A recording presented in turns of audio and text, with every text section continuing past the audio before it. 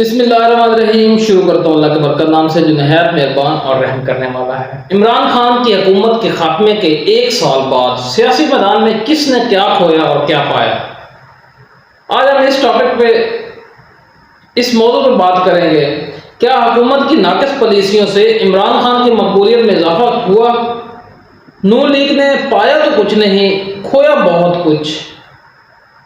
क्या तहरीक इंसाफ अवाम में कितनी मजबूत हुई और कितनी सपोर्ट पाई?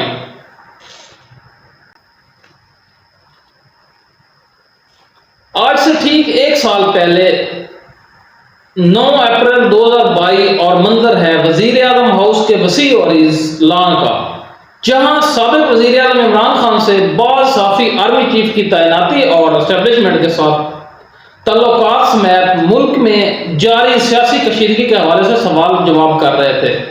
फिर इसी रात का दूसरा मंजर है, पार्लियामेंट हाउस का एक रात के 12 बजे के करीब का वक्त है और स्पीकर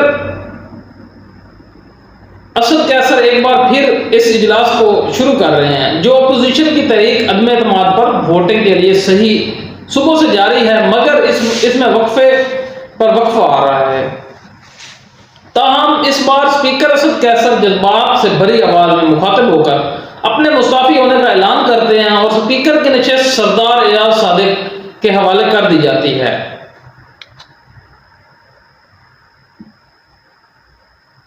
इस दौरान एक मंजर अदालत उज़्मा का भी है, जहां से खबर आती है कि आधी रात को मोअज़्ज़ज़ जजेस पहुंचना शुरू हो गए हैं।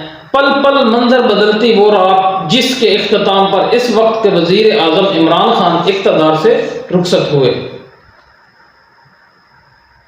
9 अप्रैल 2022 की शब रात 11 और 12 बजे के दरमियान पहले स्पीकर कौमी असम्बली असद कैसर ने इस्तीफा दिया, इजलास की सदारत एजाज सादिक ने संभाली और फिर तहरीक अदम एतमाद पर वोटिंग करवाई गई और कुछ देर बाद इमरान खान वजीर आजम नहीं रहे।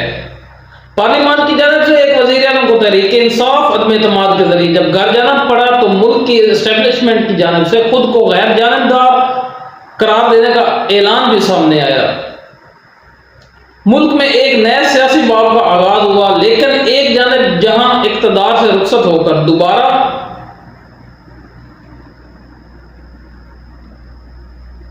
हिज़्ब इख्तिलाफ में जाने वाली पाकिस्तान तहरीक इंसाफ ने इस फैसले के खिलाफ एहतजाज दर एहतजाज का सिलसिला शुरू किया। वहीं मुल्क की बागडोर संभालने वाली PTM की इत्तेहादी हुकूमत मुआशी मैदान समेत हर मौज पर चैलेंज का सामना रहा।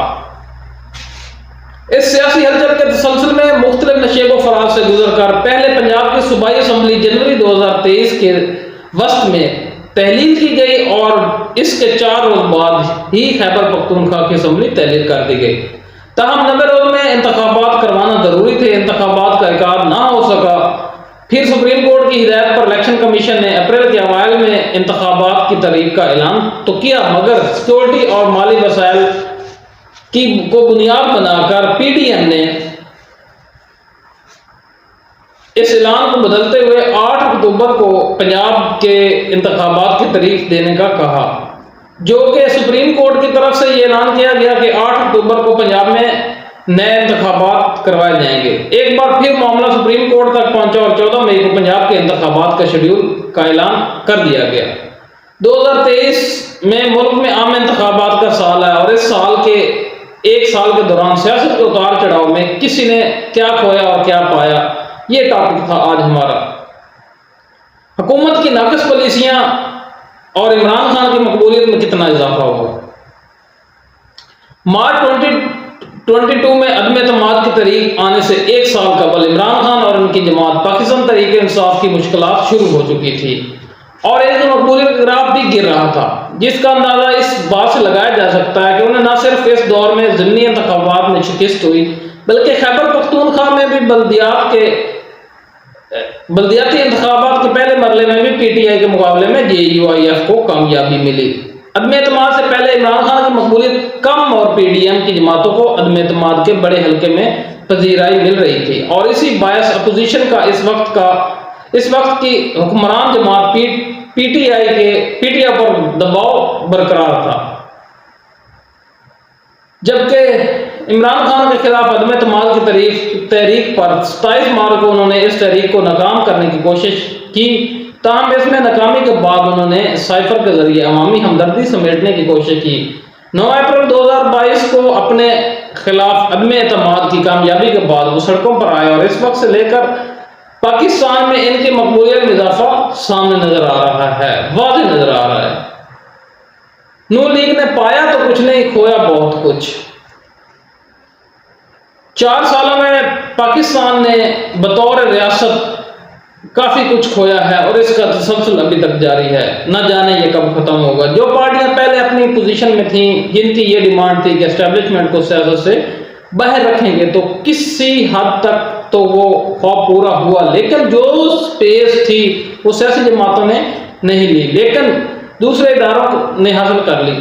पाकिस्तान में ताकत का मरकज तब्दील हो गया। पहले पावर सीनियर एस्टेब्लिशमेंट को कहते थे और वो पावर सीनियर अदलिया की जानब चला गया। पाकिस्तान ने मुआशी, सियासी और आईनी इस्तेहकाम खो दिया और अब हर इदारा न सिर्फ तकसीम है बल्कि अपनी अपनी बका की जंग में है। पोजीशनें बदल गई हैं, पहले जहां पीटीआई की थी अब वहां मौजूदा हुकूमत की है।